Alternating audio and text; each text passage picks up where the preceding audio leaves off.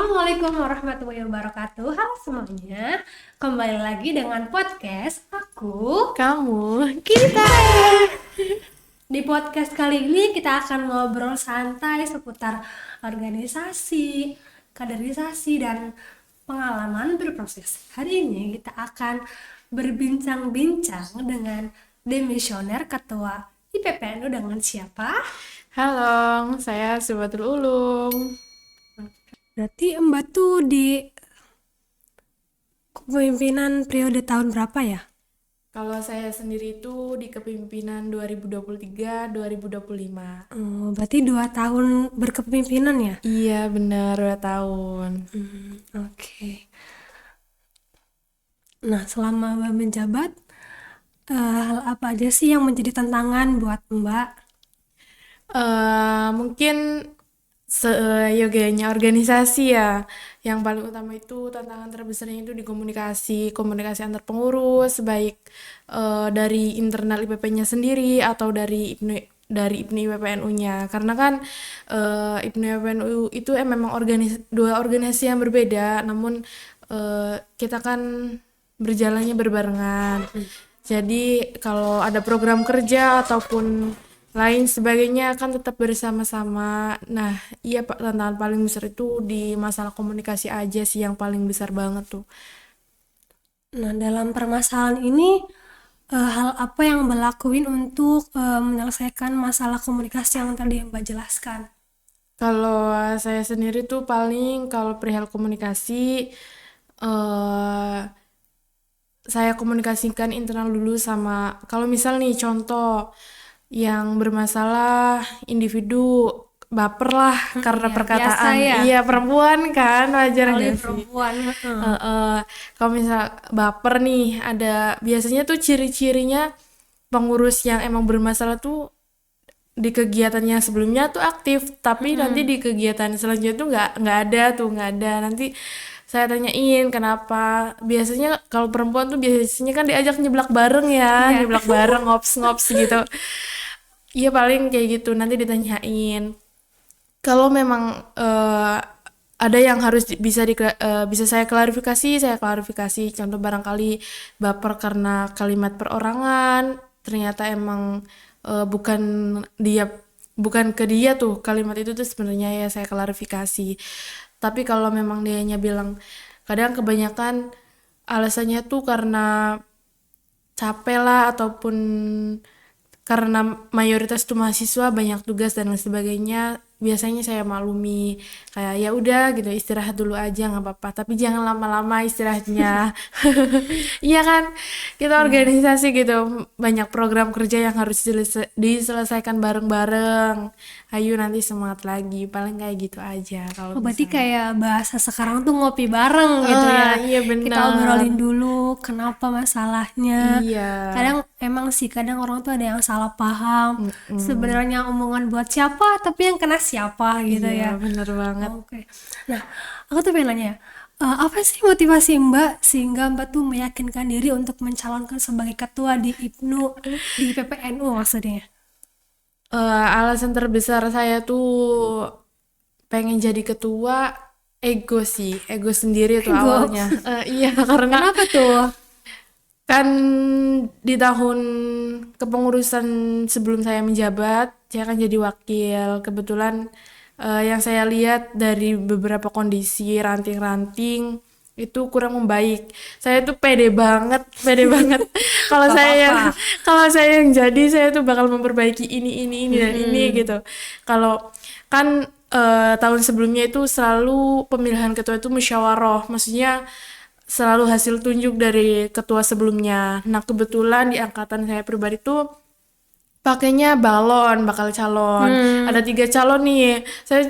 Termasuk saya kan. Saya tuh pede banget. Duh calon ini gak bakal bisa gitu. Gak apa, harus positif thinking dulu.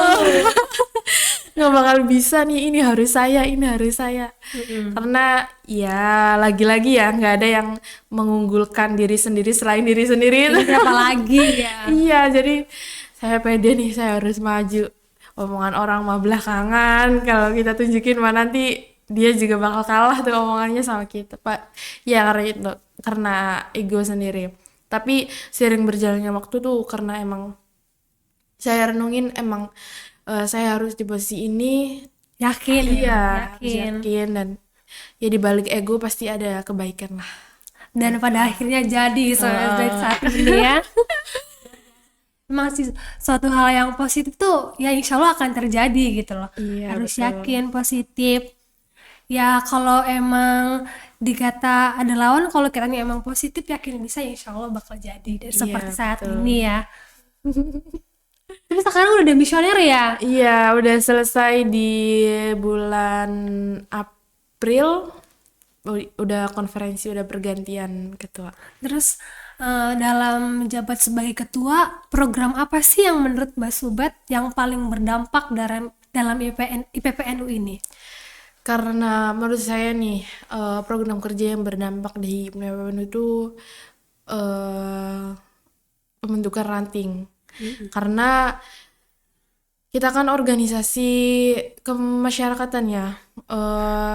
Jadi harus yang menjadi tolak ukur saya tuh bakal bisa ngelawan ego saya kalau emang ranting-ranting itu terbentuk. Karena periode sebelumnya itu dari 10 ranting di Kecamatan Losari itu belum semuanya terbentuk. Dan alhamdulillah di periode saya itu udah terbentuk 9 ranting, satu ranting lagi yang belum terbentuk. Iya, jadi ya program unggulannya itu pembentukan ranting. Udah 9, alhamdulillah. Kalau boleh tahu emang di ranting apa aja? Jadi di Kecamatan Losari itu ada 10 desa.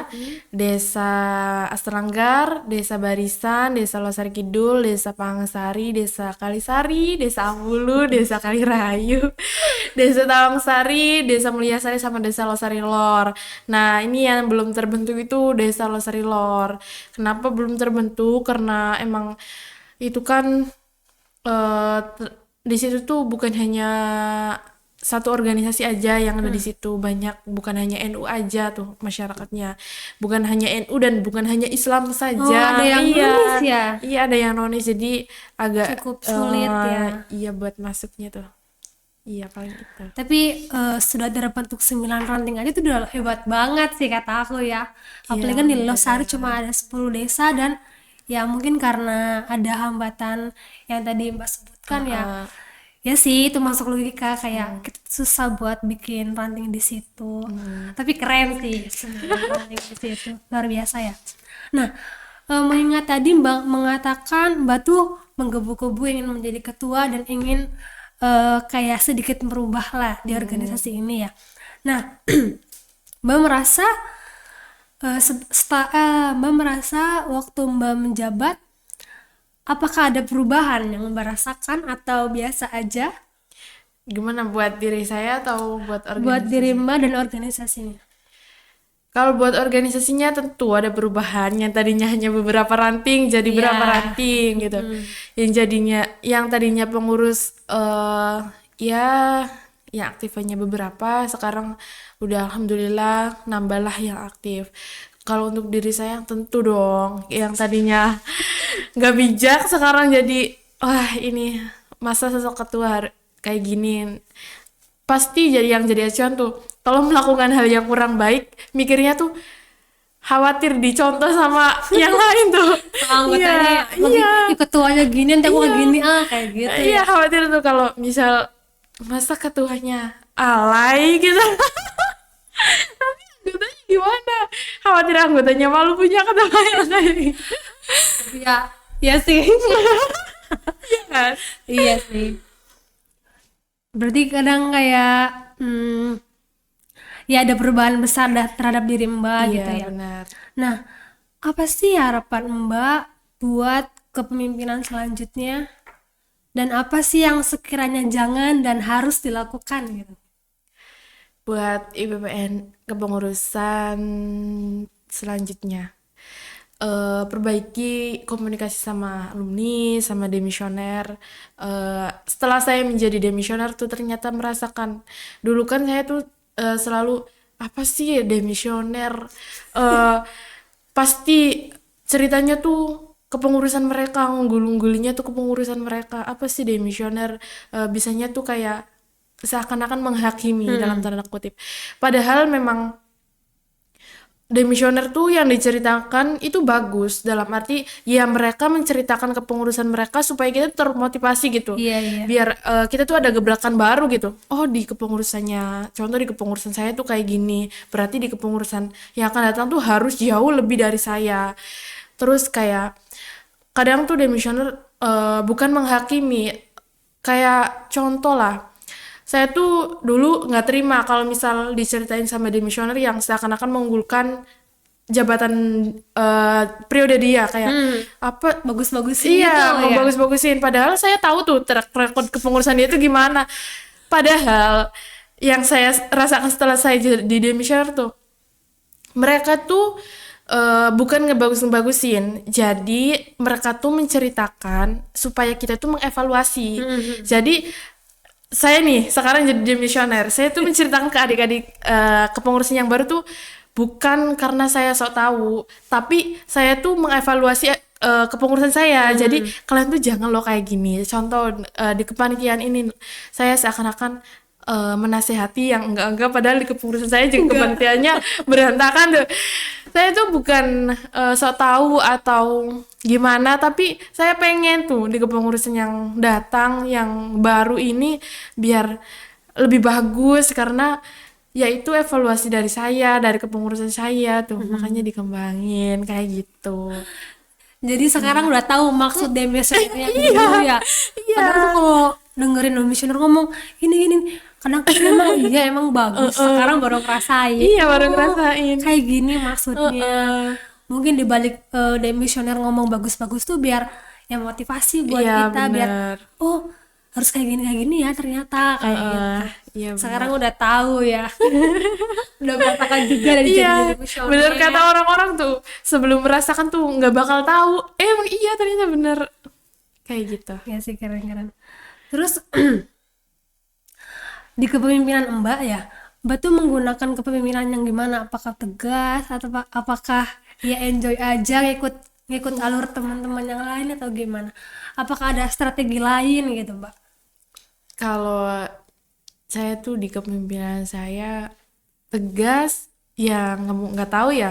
Kalau saya Layer yang keras merasakan, iya yang merasakan kan pengurus gitu. Tapi kalau dari saya pribadi ngerasanya tuh nggak tegas karena khawatir menjadi apa ya? Takut pada lari ta orang-orang. Iya, takut pengurusnya pada lari tuh. Yang nggak dikerasin aja, ya ada beberapa yang emang nggak aktif tuh. Apalagi tegas, khawatirin tuh mereka pada kabur gitu. Kalau saya pribadi tuh sejujurnya, ya benar yang tadi awal saya katakan, saya tuh mencalonkan diri karena ego semata. Jadi ternyata setelah terjun jadi ketua, ilmu kepemimpinan saya itu sangat amat kurang banget. Dilalah saya itu alhamdulillah dapat partnernya itu yang udah berpengalaman ya. Ketum Japar itu pengalamannya kan Udah melebihi dari iya Mbak lebih gitu dari ya. saya tuh. Jadi Cukup mengayomi ya iya, Mbak ya. IPWN emang organisasi yang berbeda tapi kan jalannya beriringan, jalannya bareng. Makanya bersyukurlah bisa bareng Ketum Jafar, Masya Allah. Dia tuh emang Baik banget ya iya, dia tuh ya. baik, terus selalu mengingatkan dalam beberapa hal kayak ini saya nggak tahu, dia tuh tahu saya nggak tahu. Jadi dan cara dia ngingetin saya tuh enakan gitu. Ya mungkin ngerti lah perempuan tuh harus dikomunikasikannya gimana biar nggak baper, biar nggak, jadi kayak ini nanti kamu gini. Jadi bukan yang menggurui tuh, tapi ya kayak temen ngingetin temen Ya aja jadi kayak gitu. punya cara sendiri gitu ya. Iya, jadi ya menurut saya di kepengurusan saya ya pakai sistemnya enjoy aja lah. Kalau mereka emang butuh istirahat ya saya kembalikan ke diri mereka. Karena kan ini tuh organisasi yang bukan digaji ya. Kalau harus dipaksakan nanti yang ada nggak dapet males. esensi ikhlasnya gitu. Iya, paham. Jadi enjoy aja lah, wayahnya nyeblak ya nyeblak, wayahnya organisasi. Angkringan. Iya. Nah, menurut Mbak sendiri tadi yang Mbak katakan Tum Jafar tuh gimana sih orangnya? Kadang suka nyebelin gak? Ya selayaknya laki-laki. Iya, salahnya laki-laki dia tuh kadang nyebelin, cuma jahil, dia ada jahil. Tapi di balik itu ya emang benar-benar ya perbedaan umur juga mempengaruhi ya, dia tuh dewasa Cuma beda banget. berapa tahun? Dia tuh sekarang 25, aku 22. 3 tahun. Berarti 3 tahun. Ya lumayan lah 3 tahun. Sangat amat mengayomi. Dan Dewasa, itulah. dewasa. Dia tuh orangnya nggak berisik dalam arti ya Diem tapi jalan gitu ya. diam tapi jalan. Terus bukan orang yang mengeritiki di depan publik tuh. Oh, kayak berdua di belakang. Iya, Kamu tuh kayak gini-gini gitu. iya benar. Kayak yang ngingetinya tuh selainnya sama temen terus nggak bikin itulah, nggak bikin emosi yang gimana-gimana. Tapi nggak pernah sakit hati kan? Enggak dong, aman.